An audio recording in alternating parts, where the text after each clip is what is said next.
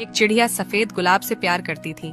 गुलाब ने कहा, जब तक मैं लाल नहीं होता तब तक प्यार नहीं होगा मुझे। चिड़िया इंतजार के लिए गुलाब के कांटों पर लेट गए और उसके कांटों से लहूलुहान हो गई। चिड़िया के खून से गुलाब लाल हो गए और बोला, अब मैं तुझे प्यार करता हूँ। पर चिड़िया मर चुकी थी। निष्कर्ष यही हाल आज के प्यार का है, जिसकी जितनी इज्जत करो वह उतना ही बेपरवाह होता है।